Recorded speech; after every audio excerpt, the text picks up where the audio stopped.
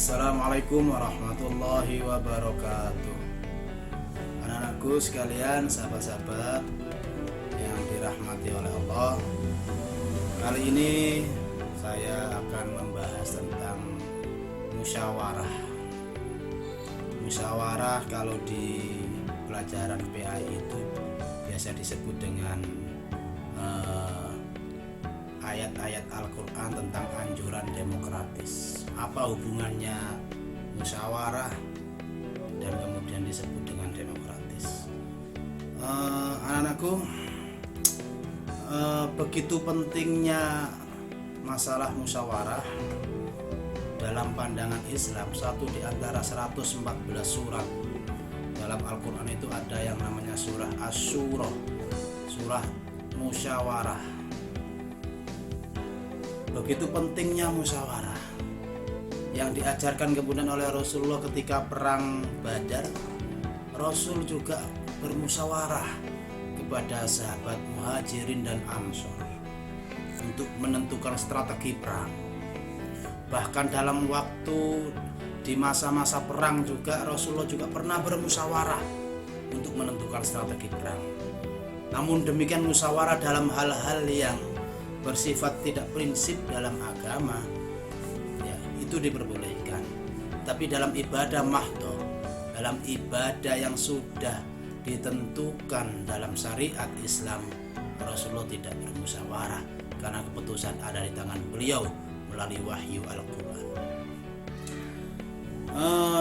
Satu ayat dari surat Al-Quran, surat Ali Imran ayat 159 menyebutkan, Allah Subhanahu wa taala berfirman, a'udzubillahi minasyaitonir rajim, fabima rahmatin minallahi lintalahum walau kunta faddan ghalidhal qalbi lam faddu min hawlik fa'fu anhum wastaghfir lahum wasyawirhum fil amr fa idza azamta fatawakkal 'ala Allah innallaha yuhibbul mutawakkilin. Di ayat ini, Ali Imran ayat 159 ini, Allah Subhanahu wa ta'ala menjelaskan tentang beberapa hal. Yang pertama adalah, maka dengan hanya sebab rahmat Allah engkau Muhammad bisa berlaku lemah lembut. Bisa berlaku lemah lembut terhadap mereka. Sekiranya kamu bersikap keras, lagi berhati kasar, tentulah mereka menjauhkan diri dari sekelilingmu. Yang pertama. Yang kedua, karena itu maafkanlah mereka, mohonkanlah ampun bagi mereka. Dan ini yang menjadi pembahasan kita. Dan bermusyawarahlah dengan mereka dalam urusan itu. Wasyawirhum fil amr. Fa idza azamta fatawakkal 'ala Allah. Maka apabila kamu telah membulatkan tekad, maka bertawakallah kepada Allah. Innallaha yuhibbul mutawakkilin. Sesungguhnya aku sekalian,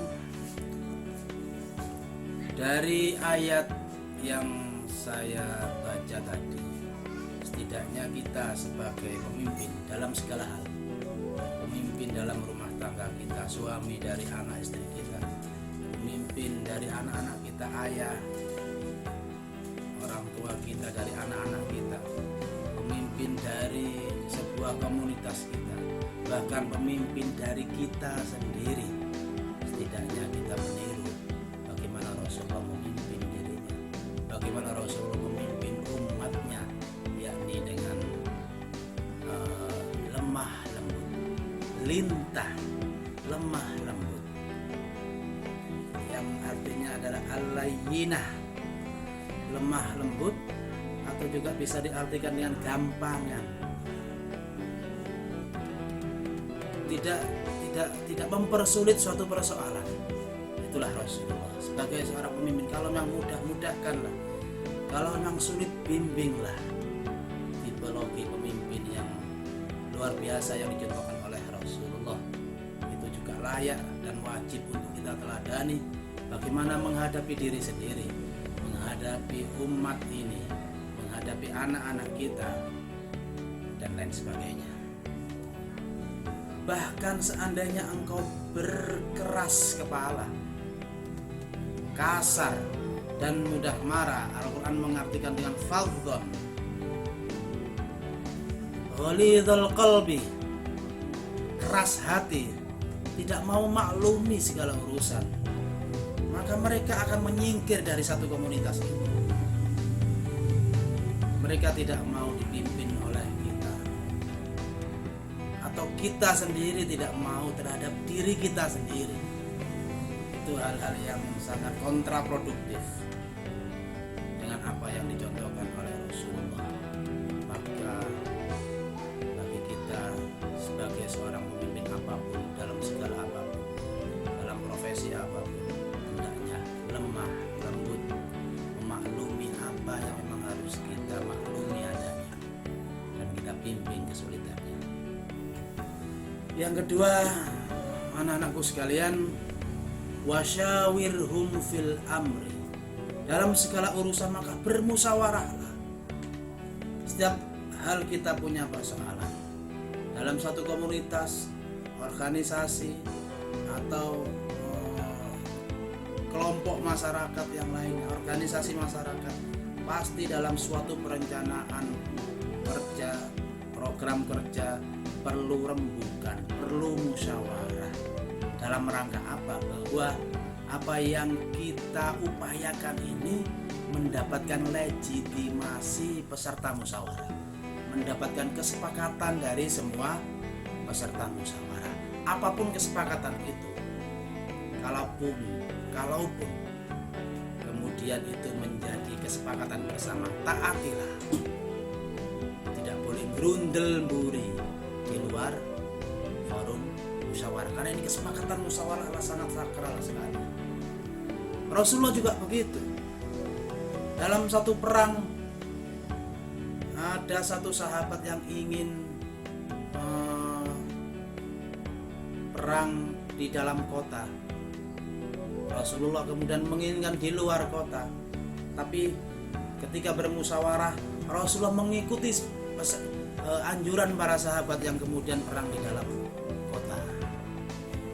Demikianlah bagaimana sakralnya keputusan musyawarah. Itulah demokrasi, memahami satu kebenaran, kesepakatan yang keputusannya diputuskan secara bersama-sama. Anak-anakku sekalian, mudah-mudahan dari ayat ini kita bisa, pertama, berlaku lemah lembut. Yang kedua, tidak berkeras hati, keras kepala, dan tidak mau memaklumi urusan orang lain. Yang ketiga, kita bisa melakukan hal musyawarah dalam satu urusan apapun, karena sejatinya kita adalah pemimpin dari diri kita, pemimpin keluarga kita, pemimpin umat di masyarakat kita. Mudah-mudahan kita mendapatkan rahmat dari Allah Subhanahu wa taala, sehingga apapun keputusan dalam musyawarah kita mendapatkan ridho dari Allah Subhanahu wa taala. Tentu keputusan yang betul-betul diridhoi oleh Allah Subhanahu wa taala. Cukup sekian dari kami. Wallahul muwaffiq ila aqwamit thoriq. Wassalamualaikum warahmatullahi wabarakatuh.